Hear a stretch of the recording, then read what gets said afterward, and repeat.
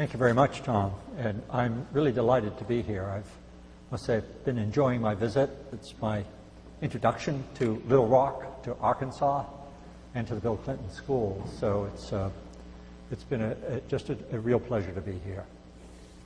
I want to talk with you today about ending poverty in Africa, the hardest case. Almost exactly 10 years ago, I woke from my bed in a modest roadside hotel in Ruhengeri, Rwanda, to what sounded like the eerie sound of muffled clapping. I was hearing the footsteps of thousands upon thousands of barefoot Rwandans. They were trudging, without saying a word, along the road from the Democratic Republic of Congo, then called Zaire, back to their Rwandan communities. Anxious but intent, they maintained a rapid yet steady pace, and children struggled to keep up. The new Tutsi-dominated Rwandan government had invaded Zaire in search of Hutu militia, and Hutu, who had sought safe havens in the camps of Zaire, were now returning home. A decade ago, Rwandans were enveloped by a collective sense of depression. Everyone had been affected by the genocide of 1994. Severe trauma and deep distrust were pervasive. 5 out of 6 Rwandan children had witnessed the bloodshed. Many had seen their fathers killed and their mothers raped. Rape had been used as a weapon of war, and militia who had been HIV positive spread the virus at an alarming rate. 2 years later, HIV/AIDS was still widely stigmatized. No one talked about it. Last year, I returned to Rwanda. I watched men, women, and children walk along the same road in Ruhengeri. It was a Sunday, and many were strolling home from church, wearing their Sunday best. The mood was remarkably lighter. That same day, I met with more than 100 Rwandan women. All were widows. All were HIV positive, most likely as a result of rape during the genocide. They were members of an association called Don't Fear. With CARE support, the group is raising awareness about HIV/AIDS. With arms and body swaying, the women greeted me with animated song. Their voices shook the room, and I was swept away by their energy and enthusiasm. 10 years ago, I could not have imagined that Rwandans might be capable of expressing such joy.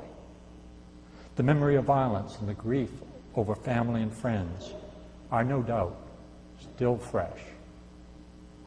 The distrust is still there, and the Tutsi-dominated government maintains tight control, but Rwandans smile more easily. Stigma and determination, stigma and discrimination against people with HIV/AIDS have declined.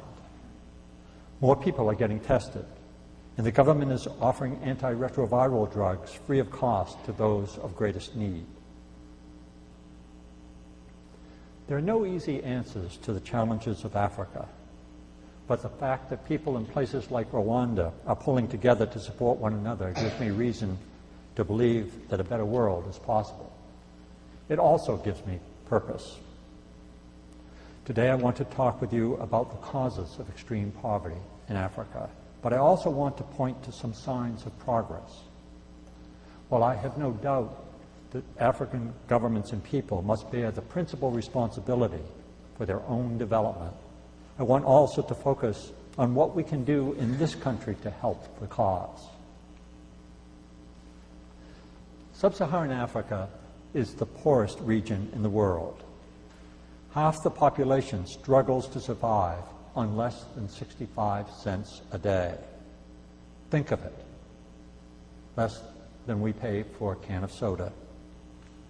The average lifespan of an African is just 46 years.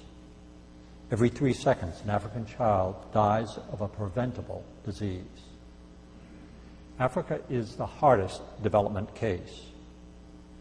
If you follow the news through television, you can hardly be blamed if you see Africa in a state of mayhem. Media coverage of Africa focuses on wars, famines, and epidemics. Without context or analysis, such coverage contributes to a lack of understanding of why the crises are occurring and how they might be resolved. All too often, Africans are depicted as helpless and their plight as hopeless. Within care, we have tried to take a more systematic approach.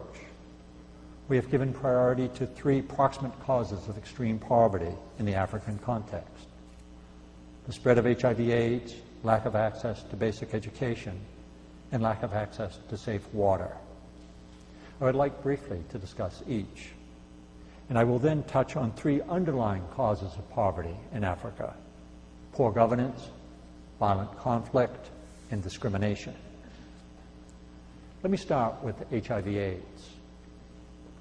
Of the 39 million people in the world with HIV/AIDS, an estimated 25 million live in Sub-Saharan Africa.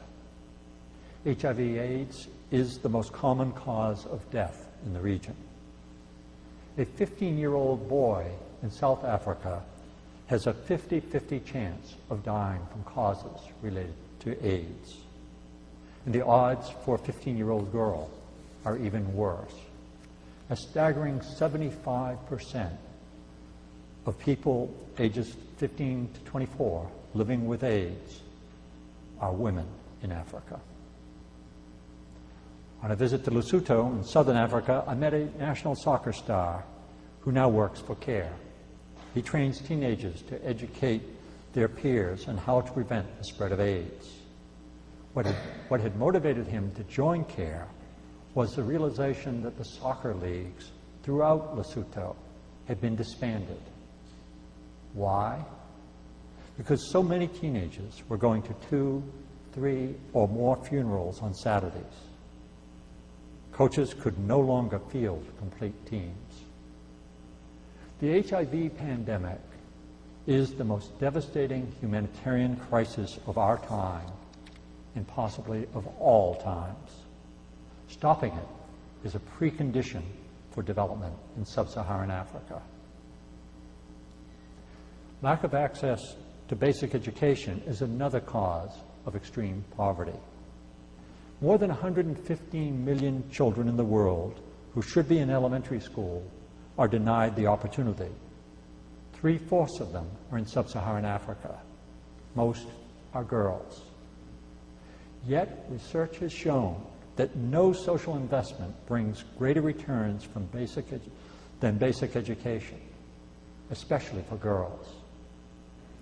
Each year of schooling for girls is associated with increases in family income, decreases in fertility rates, and decreases in infant, child, and maternal death rates.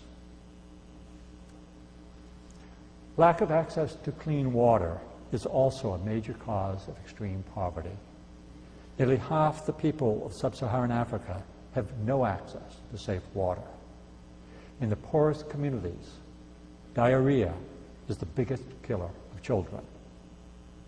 Safe water, when accompanied by sanitation and hygiene, saves lives. Millions of African women and girls walk an average of 3.5 miles a day to fetch water. The installation of potable water can release many hours of their time for other pursuits. Let's turn to the underlying causes of poverty. First, poor governance. It is often at the heart of Africa's problems. In many African countries, governments have failed to deliver public services, to create enabling environments for economic growth, and to protect basic human rights. Small groups of political elites have captured the power of the state and used it for their own purposes. The results have included the concentration of wealth in the hands of a few, the breakdown of the rule of law, and the eruption of civil unrest and violence. Violent conflict is another underlying cause of extreme poverty. 1 African in 5 lives in a country torn by violent conflict. These conflicts take the hardest toll on the poorest people, especially women and children. Rape is routinely used by combatants as a tool for humiliation. Victims of rape may be twice victimized because once raped, they are often shunned by their families and communities. In the Congo last year, I met a 16-year-old girl named Yawari. Rebels had attacked her village. Her mother and father had run in one direction, she in another. She was captured and brought into the bush. Yawari was raped so frequently, she now suffers from constant pain in her lower abdomen. Throughout my travels to war-torn countries, I have met men, women, and children who want nothing more than peace. They want to be able to walk to the market or to school without fear. They want to be connected with the rest of the world. Discrimination and social exclusion is the other root cause of poverty that I would cite. While discrimination can take many forms, I want to focus here on gender inequity. As in other parts of the world, women in Africa are overburdened with work and often lack power and influence. They have less access to formal education than men. Women also have less access to productive assets, and their potential to help reduce extreme poverty is largely untapped. In the most impoverished African countries, the 3 proximate causes of poverty that I've cited, the HIV/AIDS pandemic, lack of access to basic education, and lack of access to water, reinforce one another. And these proximate causes are in turn reinforced by underlying causes of poverty, such as bad governance, violent conflict, and discrimination. Efforts to reduce poverty must be systematic and integrated, and they must be taken up by a range of players, including African governments, the private sector, ordinary Africans, international NGOs, and the U.S. government, among others. Africa's plight can seem overwhelming. Nevertheless, I have no doubt that the challenges facing Africa today can be met. Not overnight, not even over the next few years, but over the coming decades, if all these players do their part. The governments of Africa bear a special responsibility. They must create policy environments that foster human rights, political participation, economic development, and civic pride. They must give priority to basic education, safe water, health care, essential investments in people in extreme poverty. Over recent years, governments of some African countries have made significant progress. Botswana and South Africa have reduced corruption, promoted democratic governance, and raised the living standards of their people. Ghana, Benin, and Mali have opened their political processes and built political stability. Liberia has elected its first female president, the first on the African continent. Tanzania and Kenya have made education a top priority, eliminated school fees, and brought a flood of new students into classrooms. Senegal and Uganda have reduced HIV/AIDS infection rates. 5 countries have ended long-standing civil wars and begun rebuilding. Thus, the economies of countries like Mozambique and Sierra Leone have grown at rates rivaling that of China. Rwanda has recently set out plans to become the information technology hub of Central Africa. After 12 years of civil war, the elected government of Burundi is more accountable. And just yesterday, the Democratic Republic of Congo held its runoff election for the presidency, its first presidential election in 40 years. When I visited there last year, everyone I had met planned to vote. Given the long Congolese nightmare that they had endured, I was moved by the hope that they had invested in the electoral process. In addition to government, the role of the private sector is, of course, indispensable to economic development. The private sector can create jobs and opportunities that lift people out of poverty. It can generate the tax revenues to fund public spending. It can provide employees with training. And it can transfer and adapt technology that may help Africans leapfrog into the 21st century. Most African countries still have a long way to go in developing modern private sectors. Subsistence agriculture is still the mainstay of much of Africa, but we are seeing the signs of the dynamism of which Africans are capable. Botswana has achieved one of the highest per capita savings rates in the world. The Ghana Stock Exchange has topped the list of the world's highest performing stock exchanges. Last year, Tanzania and Ghana ranked among the world's 10 top pro-business reformers. And since 2000, African economic growth at 4.8% has been on a par with the rest of the world.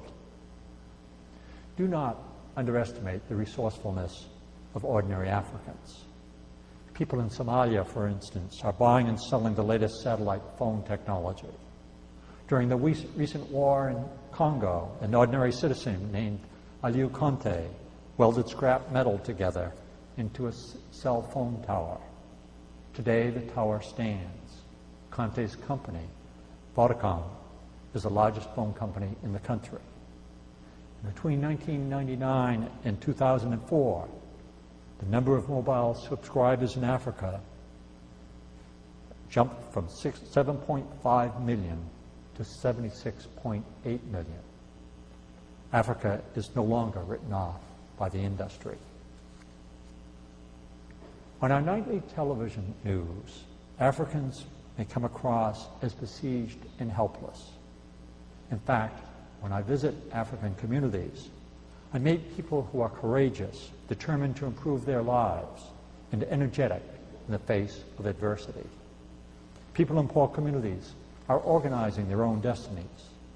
They are working together to overcome conflict, gain access to clean water, rebuild schools torn down by war, raise children orphaned by HIV/AIDS, and press governmental authorities to be accountable. It's just incredible to see the energy, ingenuity, and courage that they display. If more Americans could visit African villages, I know that they would have more hope for Africa and be more willing to invest in Africa's future. In Tanzania, women now have choices that they did not have before. I was talking earlier with one of our friends from Tanzania about a project that I visited called Hujakwama. Hujakwama in Swahili means "you are not stuck." The name conveys to women that they have the power to improve their own lives. In that project, when I visited, some 1,200 women had obtained entrepreneurial skills and had gained access to clean water, sanitation, health care, education, and cash income. And in Niger, possibly the poorest country anywhere, rural women are also proving that they are not stuck. With CARE's help, they are managing community-based savings and loan programs and starting economic activities in peanut oil production, food preparation, and grain storage. With the income, they are paying for their children's school fees and purchasing household items.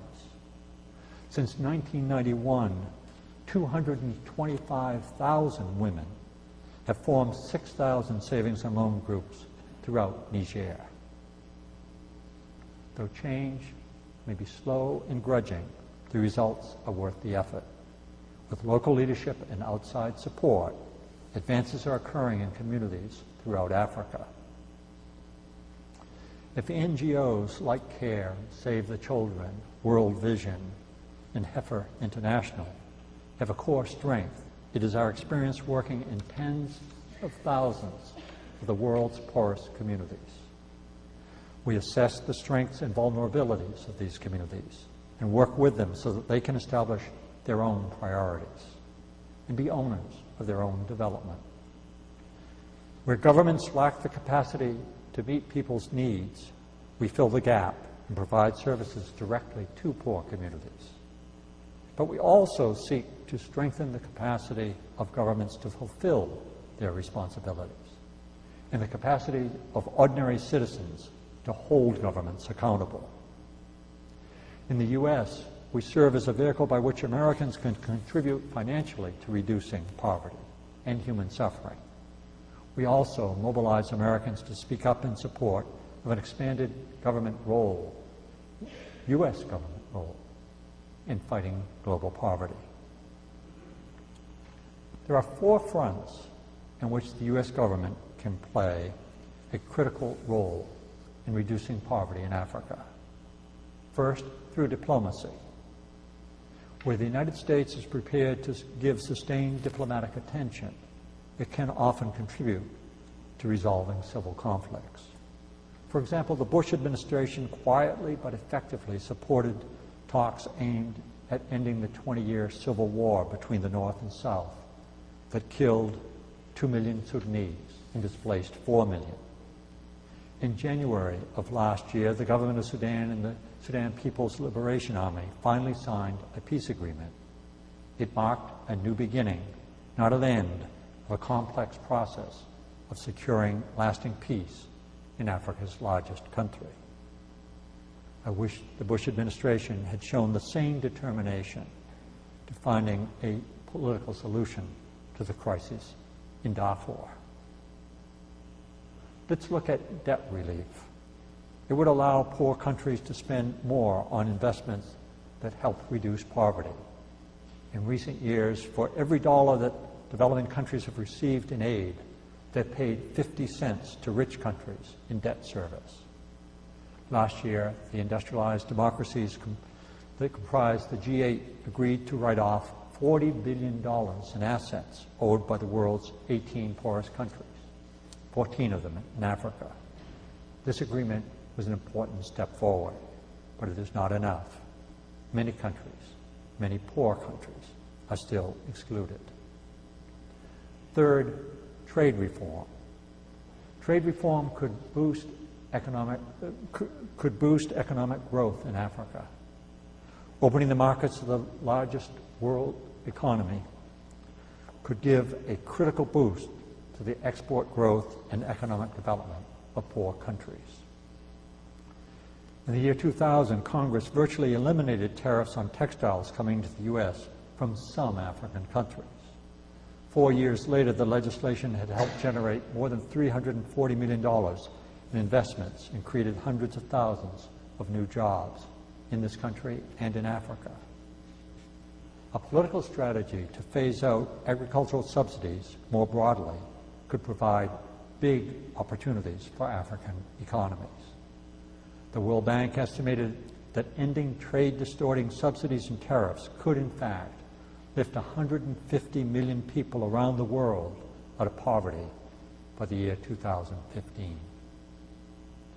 And finally, a fourth front on which the U.S. can help fight poverty around the world is development assistance. This assistance is vital to the poorest countries becoming more self-reliant and engaging in the world economy. In his first term in office, President Bush proposed the creation of a new Millennium Challenge account. By this year, it was to be channeling $5 billion annually to countries that meet certain thresholds of economic freedom, political liberty, and the rule of law. Unfortunately, the administration has been slow in getting the Millennium Challenge account up and running, but it could yet be the biggest expansion of development assistance since the 1960s.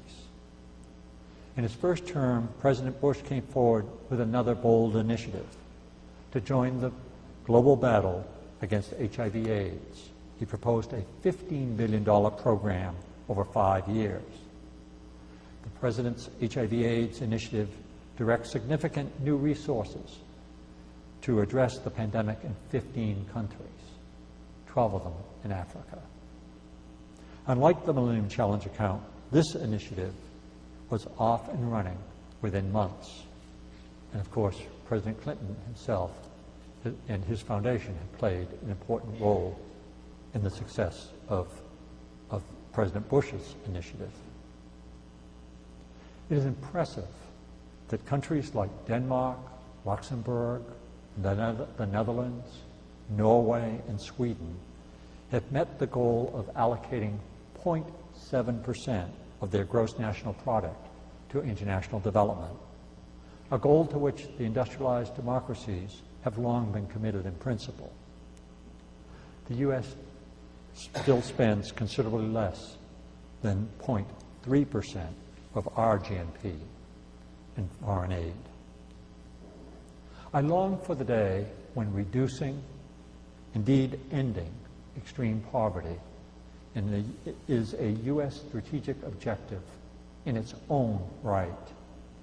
The President's AIDS initiative, the Millennium Challenge account, and his pledges at the G8 summit last year are steps in the right direction. We can and we must do more.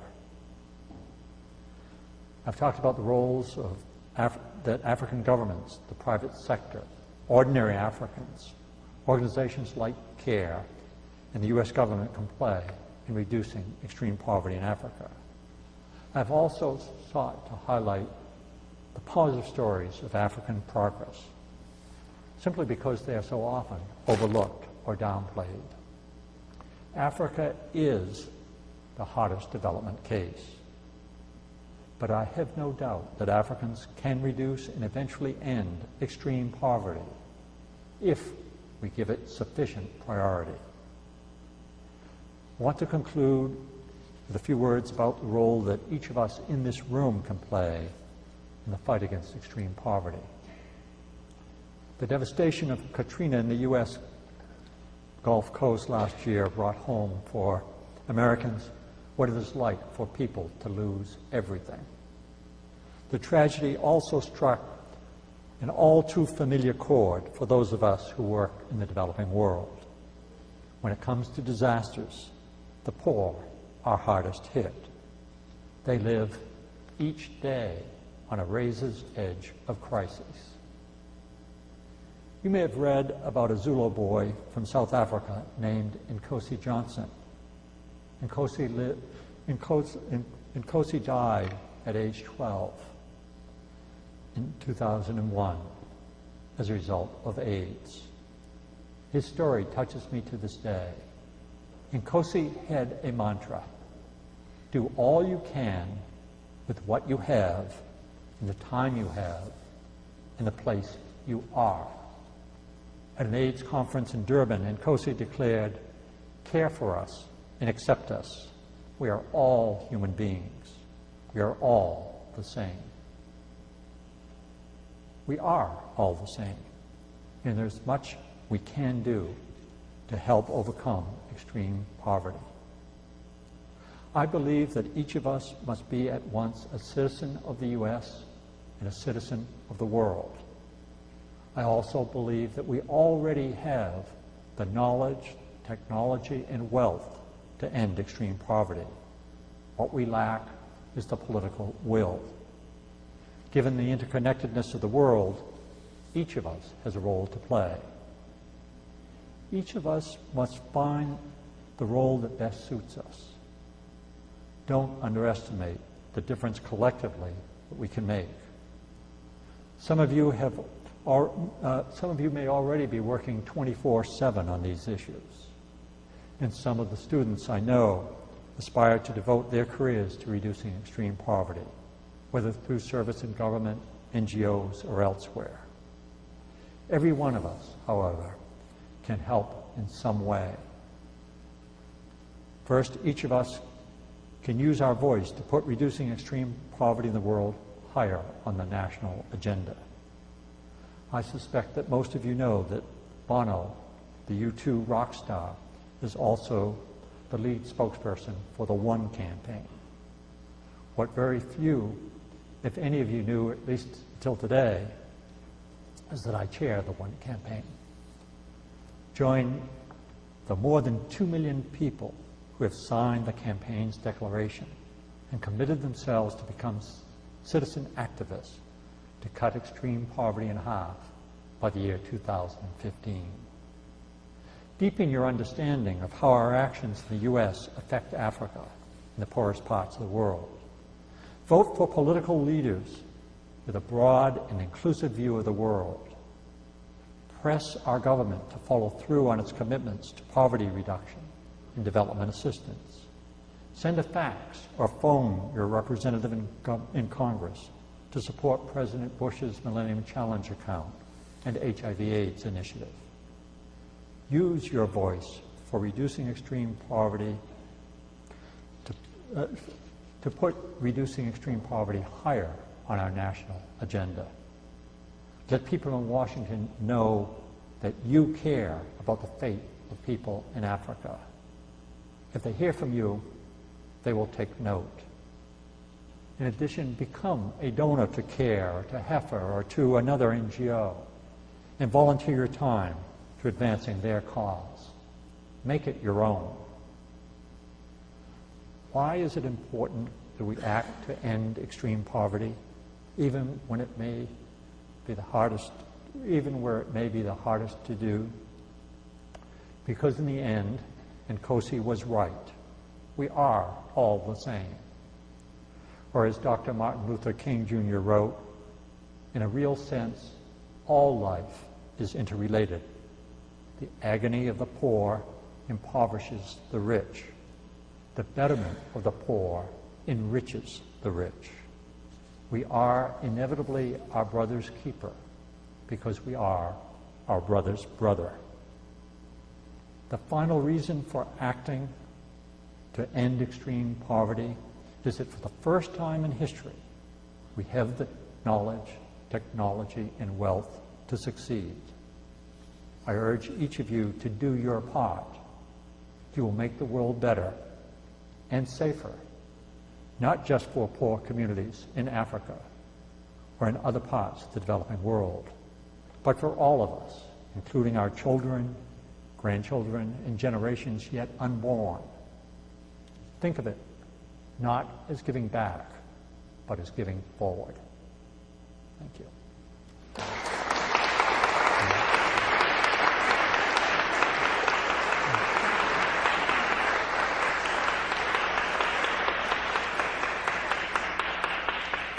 We have time for some questions. You raise your hand, we'll get a mic to you.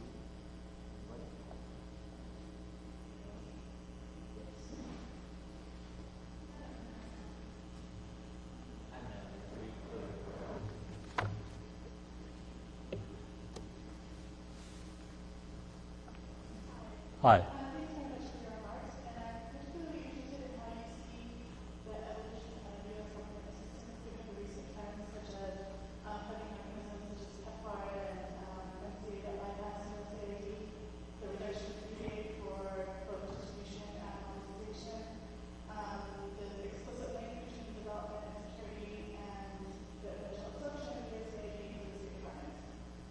Well, obviously you're well informed in this area, and I suspect just from the way you pose the question, you have some idea as to how I might respond.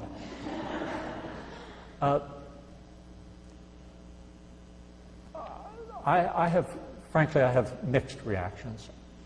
I think we at once need to remind ourselves that we need a strong sense of urgency, but we also need to sort of keep our eye on the horizon too, and not get too overwhelmed by some of the things with which we disagree. And frankly, I have very mixed feelings. I mean, I have been delighted to see the bipartisan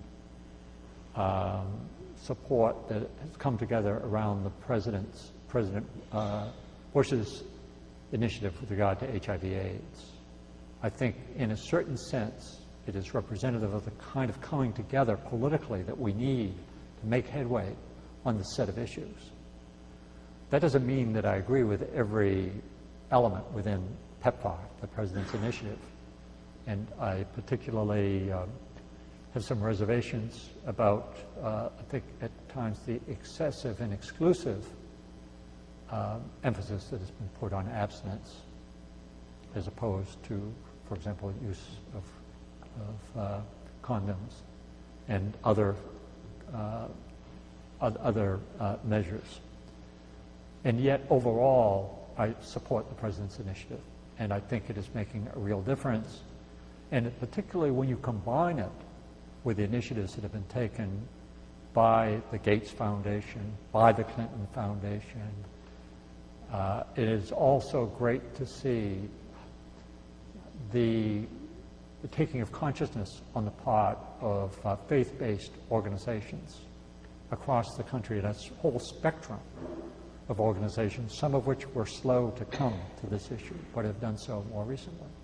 And I see some of the same phenomenon occurring more broadly with the rejection of extreme poverty, too.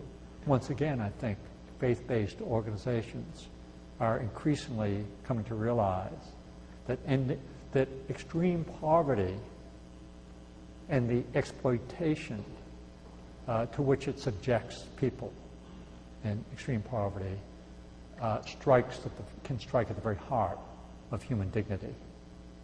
And again, I think there's a greater consciousness of that cause. And we've still got a way to go, but the trends are in the right direction. And I was saying earlier in the meeting with students, too, how great it is to see that, say, Jeff Sachs, in his book on ending poverty, becomes a cover story of Time magazine, how Bono and the Gateses become the persons of the year in Time magazine. And when we see it's become fashionable for celebrities to speak out on HIV/AIDS and extreme poverty in Africa. I see all of this as being positive. In terms of the structure of the U.S. development assistance, I think it, unfortunately, while I support the Millennium Challenge account, I think subjecting the development assistance and subjecting policies aimed at reducing extreme poverty to other strategic objectives, like the war on terrorism, is actually counterproductive. I think that in the long term, at least, it does probably more harm than good in terms of effective engagement in the, quote, war on terrorism, unquote. And furthermore, I think that if we supported reducing extreme poverty for the kinds of reasons we've been talking about here this morning, that would actually be more effective. That would help. I don't think it's a reason for doing it, the first reason for doing it, but I think it would put the United States in a more positive light for millions of people around the world. That we need a better balance between, on the one hand, defending ourselves militarily from our enemies and reaching out and helping to improve the hopes and lives of people who are disadvantaged in many respects around the world. I'll end by saying I think the British have organized themselves better than we have for development assistance, because they have a cabinet-level department that views reducing and ultimately ending extreme poverty as a strategic objective in its own right. And it's not just a matter of development assistance, but it's a matter of debt relief. It is a matter of conflict resolution and these other issues that I've talked about. And I hope eventually we'll get there.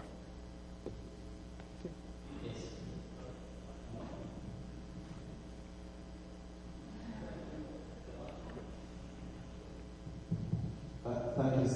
very balanced and very enlightening discussion on this issue. I think there is an area that needs attention, and this is in relation to investment in health, because I come from Kenya and I work for Italy. In Kenya alone, it's estimated that every year something like 30,000 professionals leave to go to work in the US and Europe, all over the other places, especially doctors and nurses. And these are the people that are required because obviously of the HIV pandemic. And yet they are leaving because the demand is very high in this developing country, the developed countries for these services, doctors and nurses.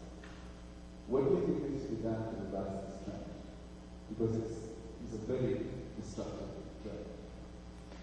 I think often we do not realize in this country how, in a certain sense, the poorest parts of the world are subsidizing us here. I mean, and obviously, this is not necessarily the intention in this country, but it just works out that way. And certainly, the whole area of human resources and health is one such area, both not only in terms of physicians, but also in terms of nurses and other healthcare workers. And I don't, actually a colleague of mine headed up the Joint Learning Initiative that produced the report to the World Health Organization that documented exactly the findings that you were citing. And, I don't have the solution to that issue, except to know that the institutions within the developing countries, and importantly including Africa, not only for the training of qualified health personnel, but for the building up of the health services and the provision of effective, rewarding careers that also tap into the idealism of Africans themselves. This is where the emphasis needs to be. And while I have talked about the importance of care, care has shifted from having been a direct service delivery organization to increasingly an organization that is helping to build the capacities of local organizations. And its work has more and more emphasized training and education. And I think that's the role that we increasingly do need to play from here. But that's only one part of the solution.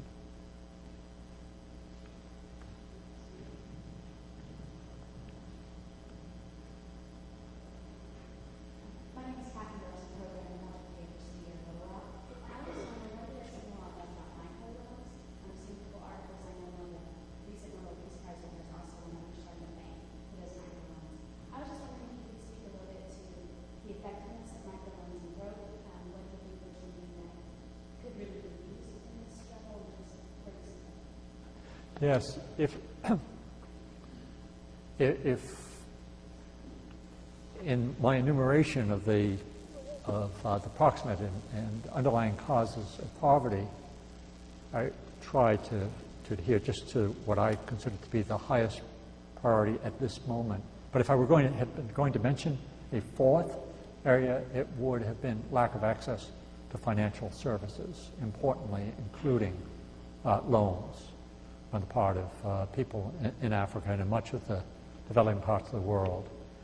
And Muhammad Yunus deserves enormous credit for his ingenuity and just the tremendously important innovation that he's introduced in these small loans.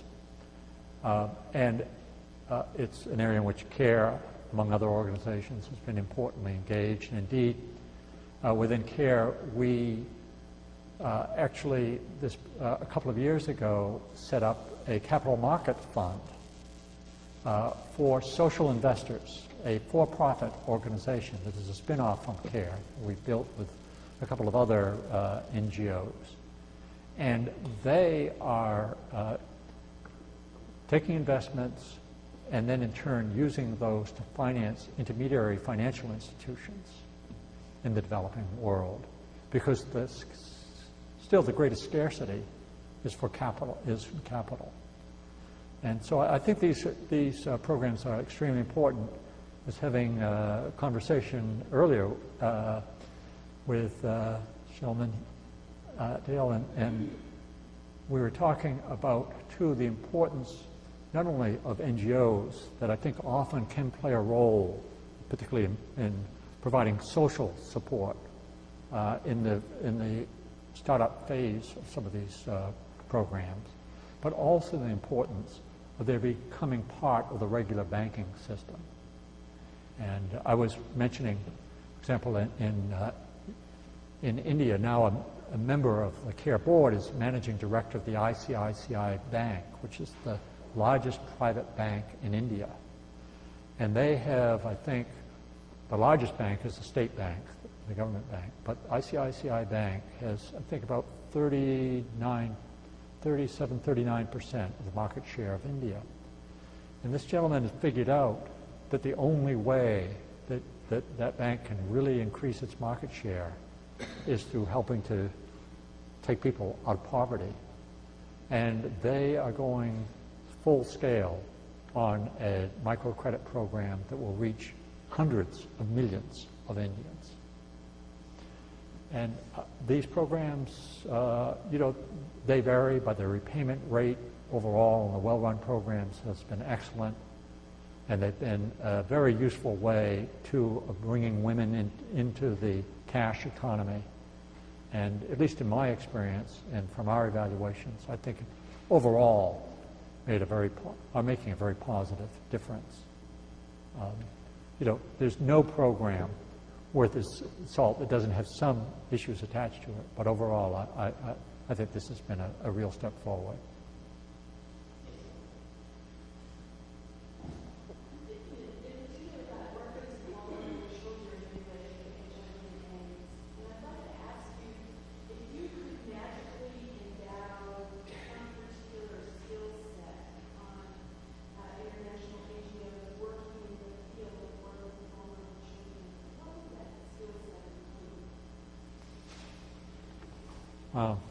Well, first, let me step back for a moment and say I'm glad you mentioned the issue of children in the context of HIV/AIDS, because I believe finally we've made, I think, a good deal of progress on the importance of focusing on women who had not received sufficient attention. And I think now that's firmly implanted in the minds of at least of policymakers. There's a huge amount of work still to be done, and tremendous amount of work still to be done with regard to women. The group that has largely been overlooked still is children in the context of AIDS. There are, at this point, approximately 18 million children in the world who have lost one or both parents from AIDS. 12 million, excuse me, I said 18 million, the number is actually between 15 and 16 million, 15 million. 12 million of those children are in Sub-Saharan Africa. It's estimated that the number of children who will have lost parents from AIDS by the year 2010 will be 18 million in Africa. So there's the problem of the care and support of children, and there's also the issues of prevention. And I mentioned the joint learning initiative that had been established several years ago with regard to health manpower or human resources and health. Now, just recently, at the Toronto World's Conference on AIDS, we created a joint learning initiative on children in the context of AIDS. And Agnès Binigwahu from Rwanda is co-chair of that, and I happen to be the other co-chair of it. And our effort over the next 18 months will be to work with 4 learning groups, one on families, one on communities, one on social services, and the 4th on economic and social policy, to sort of bring together all of the research and all of the evaluative studies and the experiential testimony that we can gather, and to identify what has really worked and what has not worked with regard to interventions on behalf of children. And the fact of the matter is that we really, at least the largest donor agencies, governments and so forth, don't really know at this point, which makes it difficult to give a really good response to your question. But I hope we'll learn a lot more over the next couple of years. And I guess if I were to hazard at least a couple of guesses as to what is needed, first of all, what is not needed is a narrow medical approach. We need a broad approach to the vulnerability of children within the context of extreme poverty, because there's a huge overlap between the vulnerability to HIV/AIDS and vulnerability more broadly. And I think there's a need not only to think about the medical and health aspects in the narrow, but also to be thinking about education, the legal structure, income-generating activities for families. One of the things we're going to want to look at, it's not popular in this country, but at least take a look at, is the effectiveness of conditional cash transfers, for example. So I think what is needed, it is a broad approach. And it is also, there is the need to listen to and to respect the family structures, however they may be, because unless you, again, build on the basic strengths within the communities with which we're working, we're not going to get very far.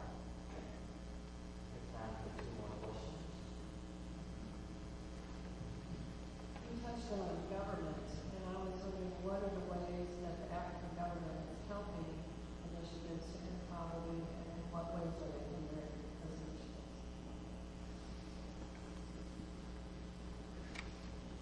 Well, those governments, like Kenya and Tanzania and others, who are giving new and important emphasis to universal education, including the education of girls, I think are making an extremely important statement.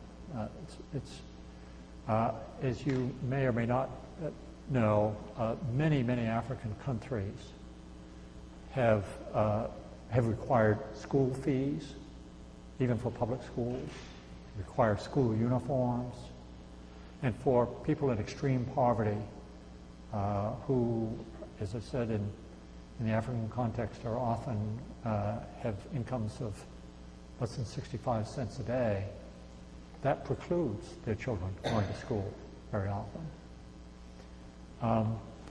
And then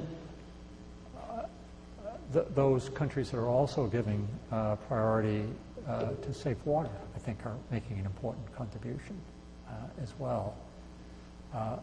And they're doing it doubly, because not only is the water important to the health of children and to people more generally, especially combined with hygiene and sanitation, as I said, but also it's important to freeing up women to work in other activities. I mentioned a number of African governments that are creating also a better climate for entrepreneurship and for businesses to establish themselves and take hold. And they've made progress in reducing the amount of time that it takes for a legitimate business to register and to have legal status within the country. So I think that's also important. So, and there are still those barriers that I spoke about as well. Too often in civil conflict situations, especially those that are allowed to go on year after year after year, they develop sort of vested institutional interests in maintaining the conflicts. And it takes really kind of strong, enlightened leaders to listen to the vast majority of the people in those countries who are yearning for peace. So these are some of the things that can be done. And as I mentioned, we're seeing progress in numbers of countries. But it's not good enough to have economic growth equal to that of the rest of the world combined. If Africa is going to catch up, it needs to have rates of growth that are really twice the level of the growth of the rest of the world. Yes. And just one point. Important though the growth is, it must be growth with equity as well. That just cannot be forgotten. The growth is indispensable, but growth without more equitable distribution will not be sustained. Sorry. I'm a retired career pastor living here in the block. You're my brother's pastor. You go over here and train the ladies, follow that as a pastor in Sudan and Argentina. My question is, sir, Sudan and then Argentina. I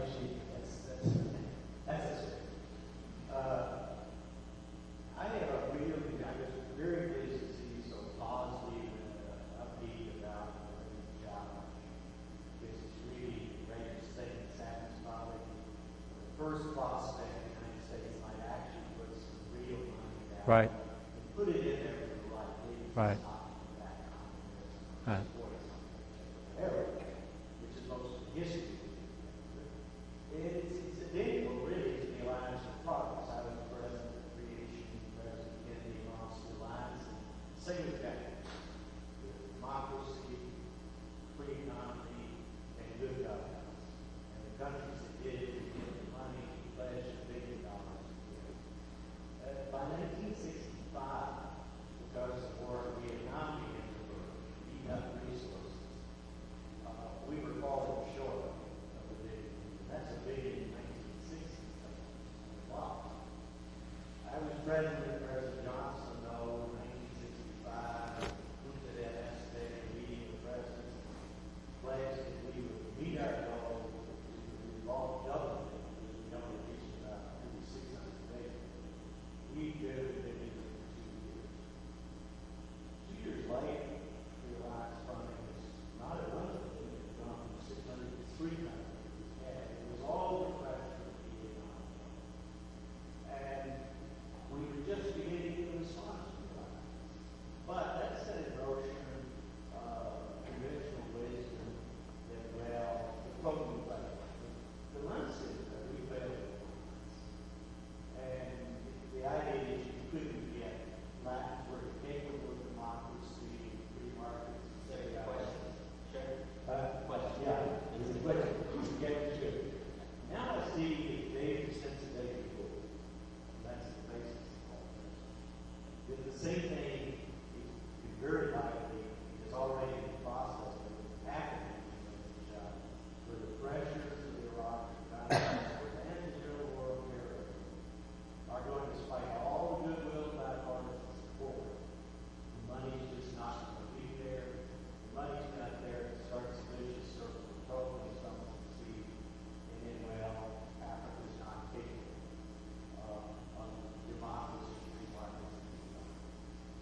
My question is, you share your concerns. The U.S. is going to be capable of supporting the challenge, despite the fact that more resources. Well, I think there are two dangers. One is even as there is this rising, seems to be, consciousness within this country about the importance of the United States really becoming more engaged in the reduction of extreme poverty in the world, we are engaged in a long-term, apparently, war. And there are two aspects of this. One is the financial. That is, somehow we have been able to muster literally now hundreds of billions of dollars just for the war in Iraq. What we're seeking in terms of increases in development assistance is relatively small, but the fact that we're devoting so many additional funds to that war, not to mention Afghanistan, it makes it more difficult just in a purely budgetary sense. It's also complicating to the degree to which the effort to combat extreme poverty may be subverted to other political goals. This, frankly, was part of what happened during the Alliance for Progress. Some of the starch ran out of the Alliance for Progress as well, because some of those funds began to be used to influence the results of elections rather than to advance poverty reduction. And I think that's the danger in the Millennium Challenge account. I believe in the Millennium Challenge account. I believe in just the way it has been laid out. If there's a danger, it is not, first, that it won't be funded, but then secondly, that it will be used for other purposes than that for which it was initially intended. And it's important that we keep it true to its initial purpose. I think that the effort to reduce extreme poverty in the world needs to be also a long-term commitment. It's not going to happen overnight. I think it can happen in a matter of decades. Certainly, we can make very substantial inroads. And it's just important that that movement within this country, the political base that will help to change the calculus by which some of these decisions are made, that political base is built year after year, year after year, so that members of Congress and policymakers will think 2 and 3 times and have a somewhat different set of priorities from that we've had in the past. I think it can be done, but it's not going to happen between today and tomorrow. And many of the people in this room, I think, can play a part in making it happen.